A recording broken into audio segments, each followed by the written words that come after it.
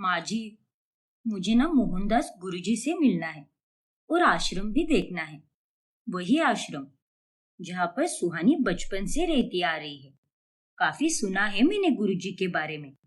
हाँ माँ जी, चलिए ना चलते हैं और गुरुजी का आशीर्वाद लेकर आते हैं। आप, मैं, सुहानी और स्वाति, हम चारों होकर आते हैं।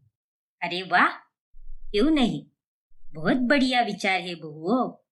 वैसे भी सुहानी भी जब से यहाँ पर आई है तब से ये ना तो गुरुजी से मिली है और ना ही उनसे बातचीत की है, और इसी बहाने ये भी अपने बचपन से बनाए हुए परिवार से फिर एक बार मिल पाएगी।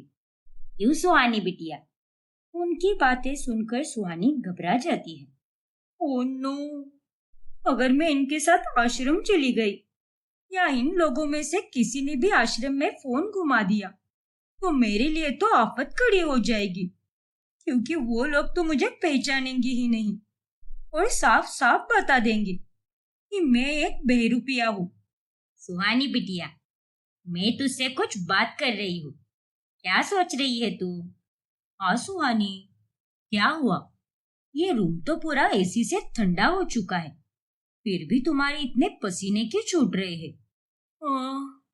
नहीं नहीं, ऐसी कोई बात नहीं है। मैं तो बस ये कह रही थी कि कल सुबह ही मैंने गुरुजी से बातचीत कर ली है। क्या? हाँ वर्षा भाभी, और गुरुजी अभी आश्रम में है ही नहीं, वो वृंदावन गए हुए हैं, इसलिए हम उनसे नहीं मिल पाएंगे। और जब वो यहाँ पर आ जाएंगे तब मैं आप लोगों को बता दूंगी, फिर हम सभी लोग एक साथ मिलकर जाएंगे आश्रम। ठीक है ना माँ? ठीक है बिटिया, जैसा तू कहे, लेकिन जरूर बताना कि गुरुजी अपनी यात्रा से कब लौट रहे हैं। नकली सुहानी फिर एक बार खेल जाती है और ये देखकर वर्षा और स्वाति बहुत गुस्सा हो जाते हैं। अगर मैं चाहूँ ना तो अभी आश्रम में फोन घुमाकर माँ जी और पापा जी के सामने इसका सारा सच ला सकती हूँ, लेकिन अभी हमें सबूत इकट्ठा करने होंगे। और सबसे जरूरी बात, हमें पहले असली सुहानी को इसके चंगुल से आजाद करना होगा और उसके बाद ही हम देखेंगे कि इसके साथ क्या करना है। हाँ भाभी, आपने बिल्कुल सही कहा, क्योंकि अगर हमने इसका सारा सच माँ पापा को बता दिया तो ऐसा भी हो सकता है कि ये बहरूपिया लड़की हमें हमारी असली सुहानी तक पहुंचने ही ना दे और पैसों की डिमांड करे। पहले हम सही सलामत हमारी असली सुहानी को अपने पास लेकर आते हैं, और वो काम हमें जल्द से जल्द करना होगा भाभी। हाँ स्वाति। फिर एक रोज सुहानी अपना फोन बेड पर छोड़कर बाथरूम में नहा रही होती है। तभी वहां से स्वाति और वर्षा उसका फोन चुरा लेती है और फौरन घर के बाहर चली आती है। स्वाति, जल्दी से गुलशन को मैसेज करो। लेकिन भाभी, क्या मैसेज करना है उसे? मेरा मतलब एक बार आप ठीक से बताओ। लिखो कि अभी के अभी पुराने मिल वाले रोड पर असली सुहानी को लेकर पहुंच जाओ। यहाँ पर प्रॉब्लम हो चुकी है, जल्दी से पहुंचो। लिख दिया भाभी। शाबाश स्वाति। चलो अब हम जल्दी से वहां पर पहुंचते हैं और पुलिस को भी बताते हैं कि उन्हें पुराने मिल वाले रोड पर पहुंचना है। आज तो उस नकली बहरूपिया का पर्दाफाश होकर ही रहेगा। बहुत खेल लिया उसने अपना खेल, लेकिन आज उसका खेल हमेशा हमेशा के लिए खत्म हो जाएगा। हाँ भाभी, और हमें हमारी असली सुहानी भी वापस मिल जाएगी। वहां अपना फोन खो जाने के कारण सुहानी बहुत डर जाती है। अरे सुहानी बिटिया, यही कहीं होगा तेरा फोन, लेकिन तुझे अच्छी तरह से याद तो है ना कि तूने अपना फोन बेड पर ही छोड़ा था? हाँ माँ, मुझे अच्छी तरह से याद है, यहीं पर रखा था मैंने फोन। टेंशन मत लो बेटा, हम ढूंढ रहे हैं ना, और अगर फोन नहीं मिला तो हम तुम्हें नया फोन खरीद देंगे। उसमें क्या होता है? नहीं पापा, वही फोन चाहिए मुझे। अरे यार, ये मेरा फोन कहाँ पर चला गया? अगर वो किसी के हाथ लग गया तो बहुत मुसीबत हो जाएगी। पता नहीं मैंने अपना फोन लॉक भी किया था या नहीं। दुनिया की सबसे बड़ी बेवकूफ लड़की हूं मैं। फिर गुलशन असली सुहानी को लेकर पुरानी मिल वाले रोड पर पहुंचता है, जहां पर पुलिस ऑफिसर स्वाति और वर्षा भी आते हैं और पुलिस गुलशन को पकड़ लेती है। आप दोनों का बहुत बहुत आभार। अगर आज आप दोनों नहीं आती तो मुझे सदा के लिए इस गुलशन और उस बेला की कैद में ही रहना पड़ता। अच्छा, तो उसका नाम बेला है। सुहानी, हम दोनों तुम्हारी सगी भाभियां हैं। क्या? सच में? हाँ सुहानी। फिर स्वाति और वर्षा सुहानी को सारा सच बताती है कि कैसे उन्होंने सारी साजिश रची और गुलशन को फंसाकर यहाँ तक बुलाया। शुक्रिया भाभी, आज आप ही की वजह से मैं बच गई। सुहानी, अब जब तुम हमें मिल गई हो तो अब हम तुम्हें हमसे और अपने बाकी परिवार से कभी अलग नहीं होने देंगे और तुम्हारी अच्छे से देखरेख करेंगे। हाँ सुहानी, तुम्हारी भाभियां तुम्हें कुछ नहीं होने देंगी। बहुत रह ली तू हम सबसे दूर, अब अपने परिवार के पास आने का समय हो गया है। हाँ भाभी। नहीं, ये तुम दोनों ने बहुत गलत किया है। ऐसा नहीं हो सकता। बेला और मेरा ये खेल खत्म नहीं हो सकता। हम ये बाजी नहीं हार सकते और बेला तो तुम लोगों को छोड़ेगी नहीं। ओए चुप कर तू। तेरी सारी होशियारी तो मैं थाने चलकर निकालता हूँ। डंडे से मार मार कर तेरा भरताना बना दिया तो मेरा नाम भी इंस्पेक्टर मन्नू पांडे नहीं। फिर वर्षा और स्वाति सुहानी को लेकर घर चली आती है। तभी वहां पर घर वाले और बेरुपिया बेला असली सुहानी को देखकर चौंक जाते हैं। ये क्या? ये सुहानी यहाँ पर क्या कर रही है? स्वाति बहू, वर्षा बहू, ये लड़की कौन है? हाँ वर्षा, इस इलाके में तो हमने इसे पहले कभी नहीं देखा। कौन है ये? आपकी बेटी, आपकी अपनी सुहानी। क्या? हाँ माँ जी, पापा जी, यही असली सुहानी है और जो इतने दिनों से हमारे साथ रह रही है। ये एक बेरुपिया है जो सुहानी बनकर यहाँ पर रह रही है। क्या? ये तुम क्या कह रही हो स्वाति? अरे ये सब क्या चल रहा है? मुझे तो कुछ भी समझ नहीं आ रहा। ओ बेला मैडम, चल अब बहुत हो गया तेरा। अपनी उल्टी गिनती शुरू कर दे और अपने आप को कानून के हवाले सौंप दे।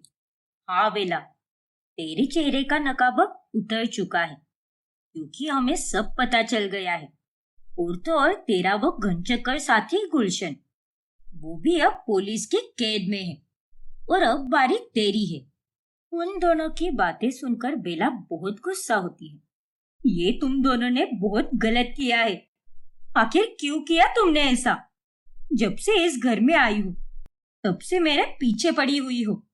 अरे इतनी मेहनत से मैंने ये सारा नाटक रचाया था और आप दोनों के कारण मेरी सारी मेहनत पानी में चली गई। मेरा अमीर बनने का सपना अधूरा रह गया। क्या? हाँ, मैं असली सुहानी नहीं हूँ। मेरा नाम बेला है और ये लड़की जिसे ये दोनों लाई है, ये है आपकी असली सुहानी, आपकी बेटी, जिसे आपने बचपन में ही आश्रम भेजा था। निर्लज्ज कही कि अरे तुझे शर्म नहीं आई क्या किसी के बच्ची के साथ ये सब करते हुए? अरे तुझे तो बद से बदतर सजा मिलनी चाहिए, लेकिन उससे पहले तुझे सब कुछ कबूल करना होगा। ये बात आज से लेकर 3 से 4 महीने पहले की है, जब मैं आश्रम के पास से गुजर रही थी और तभी मैंने आश्रम के गार्डन में पौधों को पानी डाल रही सुहानी को देखा। अरे जया, अब कुछ ही दिनों में मैं 21 साल की होने वाली हूँ। फिर मैं अपने परिवार के पास फिर से चली जाऊंगी। क्या? हाँ जया, मुझे ब्राह्मण जी ने बताया था कि इतने सालों से जो मुझे पैसे भेजते हैं और जो मेरे बारे में पूछते रहते हैं, वो मेरे परिवार वाले बहुत उत्सुक हैं मुझसे मिलने के लिए। लेकिन तू इतने सालों बाद उन्हें कैसे पहचानेगी? हाँ यार, ये बात तो है, क्योंकि दोष के अनुसार ना तो मैं कभी उनसे मिल पाई हूँ और ना ही मैंने कभी उनकी आवाज सुनी है। लेकिन जिस दिन मैं आश्रम से निकलूंगी, उस दिन मेरे साथ आश्रम के एक ब्राह्मण जी भी आएंगे और वो मुझे घर तक छोड़ देंगे। और तुझे पता है क्या, मेरे घर वाले बहुत अमीर है और शहर में बहुत बड़ा बिजनेस है उनका। अरे वाह, ये तो बड़ी अच्छी बात है। लेकिन मुझे दुख भी हो रहा है क्योंकि मेरी इतनी अच्छी सहेली मुझसे दूर हो जाएगी। लेकिन दूसरी तरफ इस बात की खुशी भी है कि तुझे अपना परिवार वापस मिल जाएगा। और इस मिलन के लिए तू और तेरे परिवार वालों ने कितने सालों का लंबा इंतजार किया है और अब आखिरकार वो घड़ी आने ही वाली है। हाँ जया, वो बात तो है, लेकिन यहाँ से जाने के बाद मैं इस आश्रम को भी बहुत याद करूंगी।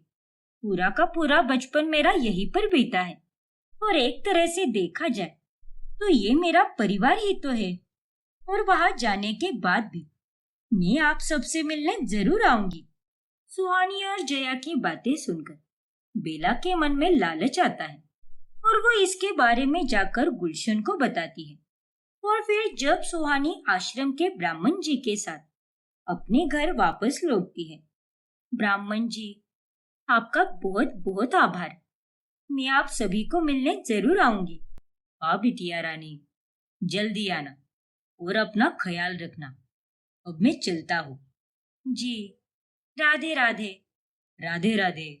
फिर वो ब्राह्मण सुहानी को गेट पर ही छोड़कर चला जाता है और जैसे ही सुहानी गेट के अंदर जाने लगती है, उतने में गुलशन और बेला उसे अगवा कर लेते हैं। छोड़ो मुझे, छोड़ो, मुझे अपने परिवार के पास जाना है। कौन हो तुम दोनों? अरे चुप हो जा, वरना एक खींच कर दूंगा। गुलशन, अभी ये लड़की आश्रम से निकल चुकी है। आश्रम वालों की नजरों में ये वहां से जा चुकी है, लेकिन इसके परिवार वालों की नजर में ये अभी तक घर पर नहीं आई है। हाँ मैडम, तो अब क्या करना है? अब तुम मेरी तस्वीर इसके घर वालों को भेजो। लेकिन मैडम, इसके घर वाले मेरे मामा चाचा या फूफा थोड़ी ना लगते हैं जो मेरे पास उनका नंबर होगा। मेरा मतलब ये है कि बिना नंबर के कैसे भेजूंगा उन्हें फोटो। मैंने उसका भी इंतजाम कर दिया है। बेला को कम मत समझना। मैंने इसके घर वालों का नंबर ढूंढ कर निकाला था। आश्रम के अंदर चोरी छुपे घुसकर वहां पर रखी रजिस्टर में से निकाला है मैंने नंबर। अरे वाह मैडम जी, मानना पड़ेगा, अब तो बड़ी शातिर हो। फालतू की बकवास बंद करो और जो कहा है वो करो। फिर गुलशन बेला की तस्वीर सुहानी के घर वालों को भेजता है और उन सबको ये लगता है कि वो तस्वीर उनकी बेटी की है। और इस तरह साजिश रचकर बेला सुहानी बनकर घर पर पहुंच जाती है और गुलशन भी उसके साथ ब्राह्मण का गेटअप बनाकर आता है। मुझे तो बस पैसे चाहिए थे, एक अमीर जिंदगी जीनी थी और वो मैं यहाँ पर सुहानी बनकर जी भी रही थी। इस तरह से मैंने ये पूरा खेल खेला। नालिनी गुस्सा होकर बेला को एक जोरदार थप्पड़ लगाती है। बेशरम, बेहया, अरे सत्यानाश हो तेरा। मेरी फूल सी बच्ची के साथ तूने ये सब किया? छी, अरे तुझे तो नरक में भी जगह नहीं मिलेगी और ये एक माँ का श्राप है। तुमने हमारी बेटी के साथ जो भी किया है उससे भी भयानक और बुरी सजा मिलेगी तुझे बेला। अब तू नहीं बचेगी। काश हम पहले ही आश्रम वालों को फोन कर लेते, लेकिन क्या करें, इस चुड़ैल ने हमारे साथ खेल ही ऐसा खेला। फिर बेला को गिरफ्तार किया जाता है और उसे और गुलशन दोनों को कड़ी से कड़ी सजा दी जाती है। नालिनी और विजय भी अपनी असली बेटी को पाकर खुशी से झूम उठते हैं और उसे गले लगाते हैं। सुहानी, मेरी बच्ची, माँ पापा, मैं आप दोनों से मिलकर बहुत खुश हूँ। मेरे लिए तो आप सबसे मिलना एक सपने के बराबर ही हो गया था और मुझे नहीं लगा था कि मैं फिर कभी आप सबसे मिल भी पाऊंगी। लेकिन आज आप सबसे मिलकर मेरा सपना पूरा हो चुका है और ये सब भाभीयों के कारण ही हुआ है। स्वाति बहू, वर्षा बहू, हमें माफ कर दो बेटा, जाने अनजाने में ही सही, लेकिन उस बेरुपया के कारण मैंने तुम दोनों को बहुत बुरा भला बोला और उससे माफी मांगने को भी कहा, जबकि सारी गलती उसी की थी। लेकिन आज सिर्फ तुम दोनों के कारण ही इस घर की बेटी वापस आ गई है। हाँ बहू, तुम दोनों ने हमें हमारी खुशी वापस लौटाई है। तुम दोनों का बहुत बहुत शुक्रिया। सुहानी अब हमसे कभी अलग नहीं होगी, कभी भी नहीं। और इस तरह अंत में सब कुछ ठीक हो जाता है और असली सुहानी अब अपने परिवार के साथ एक खुशहाल और सुकून भरी जिंदगी बिताती है। पंखुरी अपनी सास सीमा के साथ रहती है। दोनों सास बहू बहुत कंजूस होती है। एक दिन की बात है। क्या करे माँ जी, अभी तो ये काम वाली भी जा चुकी है। अब हमारे घर पर काम करने कौन आएगा? लेकिन पंखुरी, मुझे एक बात समझ नहीं आती कि इस घर में काम वाली बाई टिकती क्यों नहीं है। हाँ गिरीश की माँ, अरे तुम दोनों ने तो हमेशा से ही महंगी काम वाली रखी है। हमें पता है बाकी की काम वालियां कितना पगार लेती है, लेकिन तुम तो 10,000 देती हो। उसके बावजूद भी वो काम छोड़ के कैसे चली जाती है? अब क्या कर सकते हैं गिरीश के बाबूजी, हमें अब नई काम वाली ढूंढनी पड़ेगी और उसे एक्स्ट्रा के 500 रुपए भी देने होंगे ताकि वो हमारे घर पर टिक सके और हमें छोड़कर न जाए। हे भगवान! अच्छा बाबा, ठीक है, दे दूंगा मैं। गिरीश और बलवंत के जाने के बाद पंखुरी अपनी सास से कहती है, देखा माँ जी, अब तो ये काम वाली भी भाग गई और साथ ही हमें पैसे भी नहीं देने पड़े। हाँ बहू, अब जो नई काम वाली आएगी उसके साथ भी हम यही करेंगे और उसे भी फंसाकर भगा देंगे। फिर सीमा और पंखुरी अपने लिए फिर से एक सस्ती काम वाली ढूंढने लगती है और उन्हें एक गरीब काम वाली मुनमुन मिलती है। बड़ी मैम साहब, छोटी मैम साहब, मुझे आप दोनों बस काम दे दो, मुझे पैसों की बहुत जरूरत है। वो तो ठीक है, लेकिन हम तो तुझे सिर्फ 2,000 ही दे सकते हैं, समझी तू? क्या सिर्फ 2,000? लेकिन ये तो बहुत ही कम है। देख मुनमुन, हमें महंगी काम वाली नहीं चाहिए। अगर तुझे काम चाहिए तो कर लो, वरना खिसको यहाँ से। तुम एकलौती ही नहीं हो इस मोहल्ले में, हमें कोई और मिल जाएगी। नहीं नहीं छोटी मैम साहब, मैं करूंगी ना काम। मुझे पैसे और काम की बहुत जरूरत है। मुनमुन अब घर के काम करने लगती है, लेकिन जैसे ही महीना खत्म होने की बारी आती है तभी दोनों सास बहू वापस प्लान बनाती है। माँ जी, महीना खत्म होने को आया है और अभी हमें प्लान को अंजाम देना ही होगा। क्या करना है वो तो आप जानती ही हो, तो शुरू करें? हाँ बहू, चल। फिर सीमा और पंखुरी दोनों फर्श पर तेल गिरा देती है और जब मुनमुन वहां से गुजरती है तभी उसका पैर फिसल जाता है और वहां पर रखा हुआ वास गिरकर टूट जाता है। हे राम जी की, अरे ये क्या सत्यानाश कर दिया तूने मुनमुन। आंखें है कि बटन, या गिरवी रख के आई है कहीं पर? ये इतना बड़ा वास तुझे दिखाई कैसे नहीं दिया? ओ नो माँ जी, ये वास तो काफी महंगा है, पूरे 10,000 का था ये, और तुमने तो पूरे 10,000 का नुकसान कर दिया मुनमुन। बेशरम औरत, तुम गरीबों की यही आदत होती है, महंगी महंगी चीजों का नुकसान करती हो तुम। माफ कर दीजिए मैम साहब, मैंने जानबूझकर नहीं किया ये। इस फर्श पे तो पहले से ही तेल फैला हुआ था। हाँ हाँ, तुमने बिल्कुल सही कहा, तेल ने कहा होगा कि चलो आज बॉटल में से निकलते हैं और फर्श पे फैलते हैं। क्या बकवास करती हो तुम भी मुनमुन? अरे तुम इस घर की काम वाली हो, फर्श साफ करने की जिम्मेदारी तुम्हारी है, लेकिन नहीं, तुम तो एक गैर जिम्मेदार काम वाली हो। लेकिन इस नुकसान की भरपाई तो मैं तुझसे लेकर ही रहूंगी, और अब अगले 4 महीनों तक तुझे तनख्वाह नहीं मिलेगी, इस महीने की भी नहीं मिलेगी, क्योंकि पूरे 10,000 रुपए का नुकसान हुआ है। क्या? हे भगवान, यहाँ तो ये दोनों मेरी बात सुनने को ही तैयार नहीं है, मानो जैसे दोनों की दोनों पागल खाने से छूटी है। मैं ऐसा नहीं होने दे सकती, मैं यहाँ पर दिन रात काम करूंगी और मुझे कुछ नहीं मिलेगा? नहीं नहीं, मैं तो कल से यहाँ आऊंगी ही नहीं बाबा। और इस तरह ये काम वाली भी अगले दिन से आना बंद कर देती है। और इसी तरह सीमा और पंखुरी हर काम वाली को किसी न किसी नुकसान में फंसाकर उनसे भरपाई मांगती है। और डर के मारे वो बेचारी काम वाली अगले दिन आती ही नहीं। चल बहू, ये काम वाली भी गई डर के मारे। हमारे पतियों को लगता है कि हमने एक महंगी काम वाली रखी है, जबकि असल में तो हम सस्ती काम वाली रखते हैं, लेकिन उसे भी फंसाकर पैसे नहीं देते और फिर सारे पैसों से ऐश करते हैं। चल बहू, अब अगली बकरी ढूंढते हैं। हाँ माँ जी, चलो। एक दिन जब गली की सारी कामवालियां एक दूसरे से मिलती है, तभी वो उनको सीमा और पंखुरी के घर में हुए हादसे के बारे में बताती है।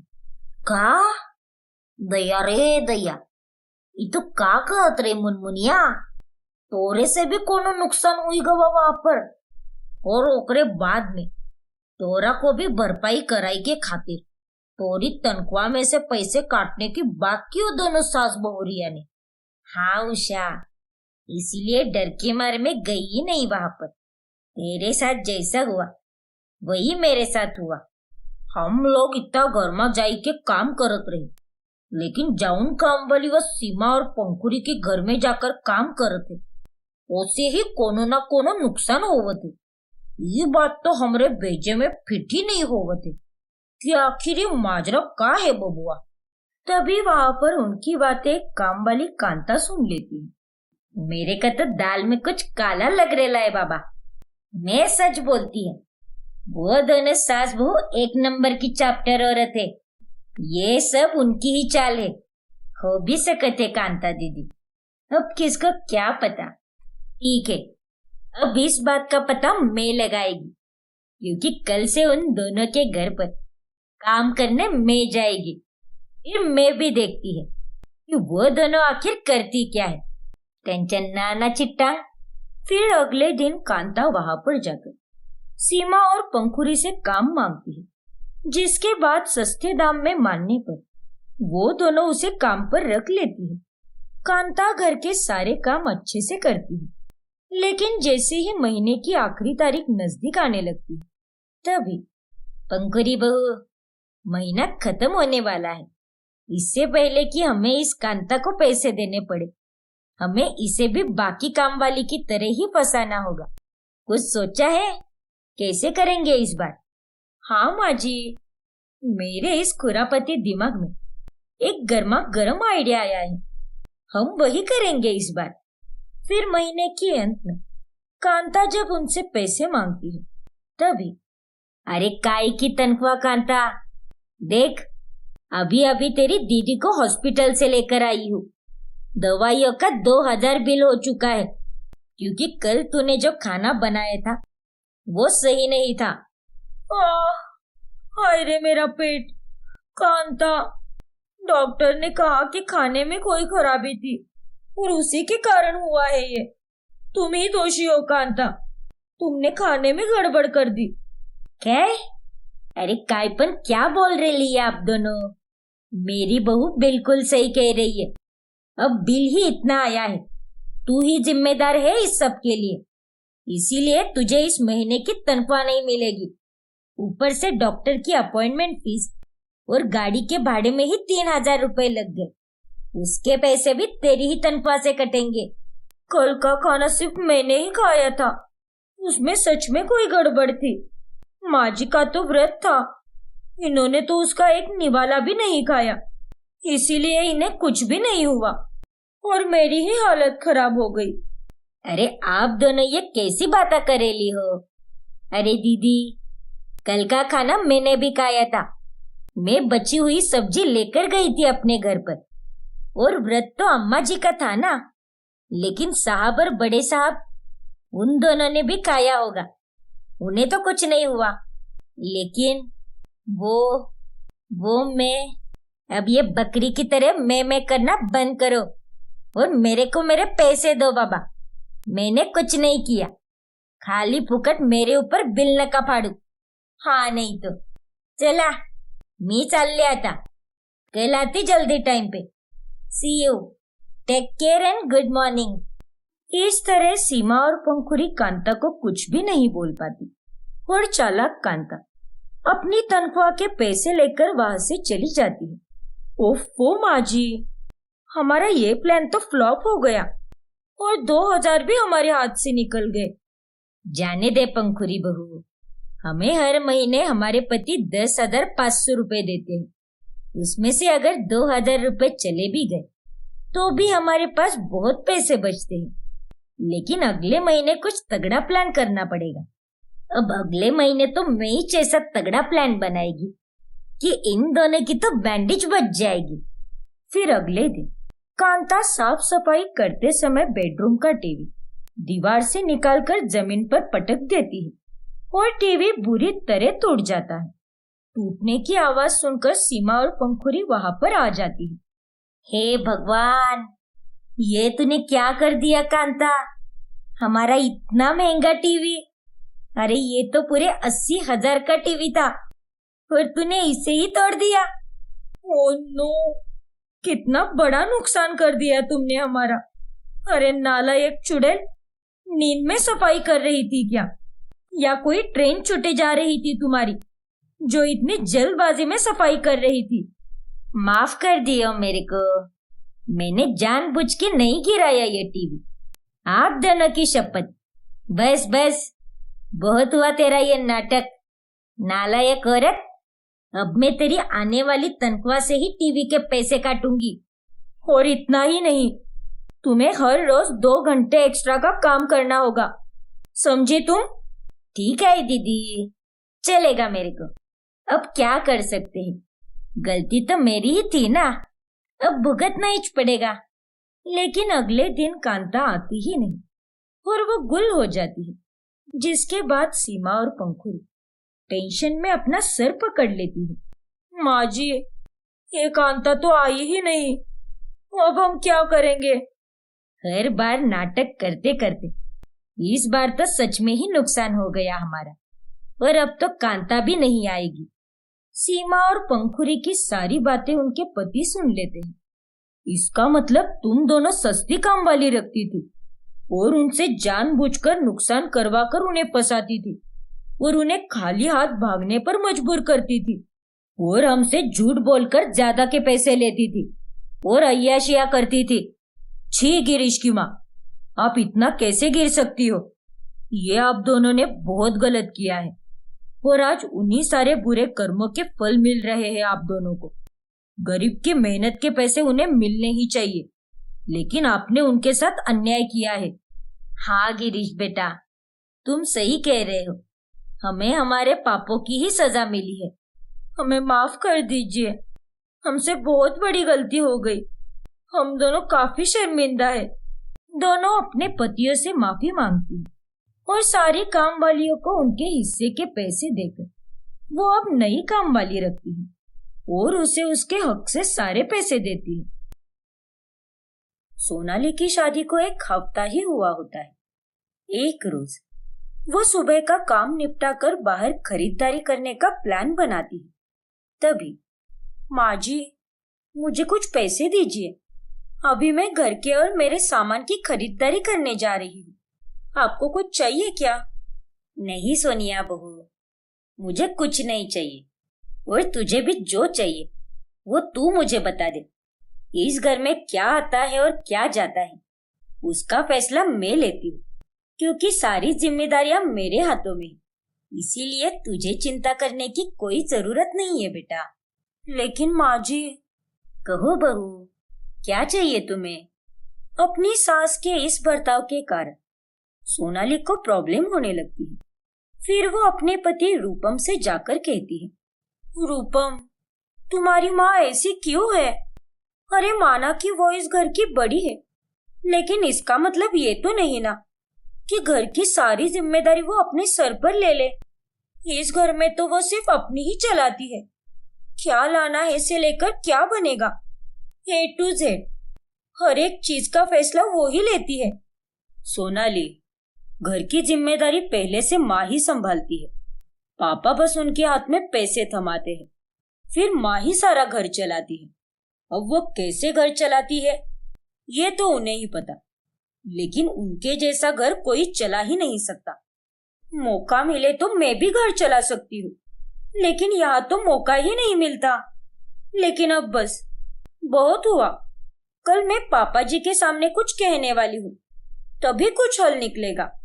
सोनाली को सारी जिम्मेदारी अपने हाथों में लेकर खुद को पुढ़ारपन करना होता है। फिर अगली सुबह वो अपने ससुर के सामने सास से कहती है, माँ जी, पापा जी, मैं चाहती हूँ कि घर की सारी जिम्मेदारियां, अर्थव्यवस्था और रोज की होने वाली चीजों का कारोबार मेरे हाथों में आए, क्योंकि माँ जी अब बूढ़ी हो चुकी है और उन्हें इस पदवी से इस्तीफा देना चाहिए। लेकिन सोनाली बहू, तुमसे ये सब नहीं संभल पाएगा, और जो नहीं हो पाएगा उसे क्यों करना चाहती हो तुम? अरे जब आप मौका ही नहीं दोगी तो आपको पता कैसे चलेगा माँ जी? चलिए, घर की जिम्मेदारियां किसे मिलेगी इसका हम चुनाव करते हैं। तो कहिए पापा जी और रूपम, आप किसे वोट देना चाहेंगे? ठीक है, अगर तुम्हारी यही इच्छा है तो हो जाए चुनाव। मुझे इस चुनाव से कोई ऐतराज नहीं। कावेरी जी, इस सब की कोई जरूरत नहीं है। बहू सही कह रही है। आपको अपनी जिम्मेदारियां बहू को सौंप देनी चाहिए, क्योंकि आपकी उम्र हो चली है। इस उम्र में क्यों इतना टेंशन पालना? टेंशन की कोई बात नहीं है रूपम के पापा, और मैं जानती हूँ कि मेरी उम्र हो चली है, लेकिन मुझे घर के काम काज संभालने में कोई दिक्कत नहीं है। लेकिन अगर आप कह रहे हो तो ठीक है, मैं आपकी बात को नहीं काटूंगी। और इस तरह बिना चुनाव लड़े ही सोनाली के हाथों में घर की सारी जिम्मेदारियां आ जाती है, जो उसे हमेशा से ही चाहिए होता है। ये लो सोनाली बहू, ये 15,000 रुपए रखो, क्योंकि कल से 1 तारीख है और अगले महीने की 30 तारीख तक तुम्हें इन 15,000 रुपए में ही घर चलाना है। चला पाओगी ना? क्यों नहीं, बिल्कुल माँ जी, मैं 15,000 में घर चला लूंगी। बल्कि मैं तो ये कहती हूँ कि इनमें से कुछ पैसे बचा भी लूंगी। देखना आप। ठीक है बहू, फिर तो बहुत ही अच्छा होगा। विजयी भव, वो अंग्रेजी में क्या कहते हैं? All the best. Thank you माँ जी। अब सोनाली के हाथों में पूरे घर का तामझाम आ जाता है और वो अब अपने हिसाब से घर चलाने लगती है। एक दिन वो ऑनलाइन सब्जियां मंगवाती है। तभी उन सब्जियों को देखकर सास और ससुर कहते हैं, अरे बहू, ये सब्जियां लेकर कौन आदमी आया था? हमने तो कोई नौकर नहीं रखा है। पापा जी, ये सब्जियां मैंने ही मंगवाई थी। अरे ऑनलाइन ऑर्डर देने पर सब्जियां 2 मिनट में घर पर आ जाती है। अरे वाह बहू, तुमने तो कमाल ही कर दिया। देखा कावेरी जी, जहाँ पर आप अपने घुटने दुखाकर रोज सुबह चल चल कर सब्जी खरीदने मार्केट जाया करती थी, वही दूसरी तरफ आपकी बहू ने 2 मिनट में ही काम आसान कर दिया। सीखो अपनी बहू से कुछ। जी जी, बहुत बढ़िया बहू, बहुत ही बढ़िया। कावेरी सोनाली की तारीफ ही करती है। फिर एक दिन सोनाली अपने सास ससुर की दवाइयां खरीदने मेडिकल स्टोर चली जाती है। कितने हुए भैया? पूरे 3,000 रुपए। ठीक है, ये लीजिए। अब जब सोनाली बचे हुए पैसों की गिनती करती है, तब वो थोड़ी टेंशन में आ जाती है। थोड़े ज्यादा ही पैसे खर्च हो गए, अब आगे से ध्यान रखूंगी। कोई बात नहीं सोनाली, तू ये कर सकती है। Don't worry. घर में सुबह सुबह दूध वाला आता है, जिससे दूध लेने के लिए सोनाली को रोज सुबह उठना पड़ता है। हो, क्या भैया जी, सुबह 6 की जगह पर 9 बजे नहीं आ सकते क्या आप? इतनी जल्दी दूध कौन देता है भला?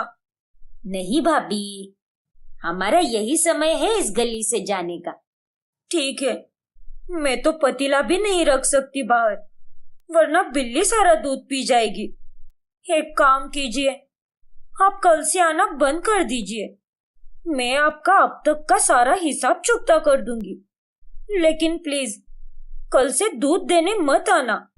कौन उठेगा रोज इतनी सुबह सुबह? माँ जी में ही वो ताकत है, लेकिन मैं नहीं कर सकती बाबा। सोनाली को अब जल्दी उठना ना पड़े, इसीलिए दूध वाले की दूध की जगह बाहर से पैकेट वाला दूध खरीदने लगती है। एक रोज काम वाली बन्नो सोनाली के पास आकर कहती है, दीदी, मुझे इस महीने 1,000 रुपए एक्स्ट्रा मिल सकते हैं क्या? मेरे पापा की तबीयत बहुत ही खराब है। उनकी इलाज के लिए पैसे चाहिए थे और कुछ नहीं। ठीक है बन्नो, ये लो, और अपने पापा का ख्याल रखना। ठीक है दीदी, धन्यवाद।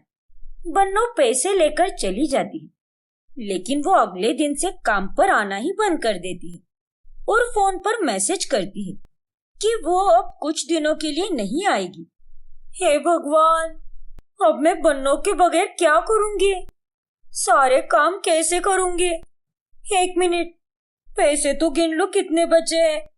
मुझे तो उसका अलग से टेंशन हो रहा है। सोनाली जब पैसे गिनने जाती है तब वो देखती है कि बहुत ही कम पैसे बचे हैं। ओह गॉड, मैंने तो बन्नो को एक्स्ट्रा पैसे दे दिए और वो अब काम पर भी नहीं आ रही। वो तो सीधे 1 हफ्ते की छुट्टी पर गई है। मैंने तो सारा मैनेजमेंट ही बिगाड़ दिया। अब क्या करूंगी मैं?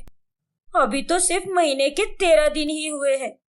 अब बाकी के दिन कैसे निकालूंगी मैं?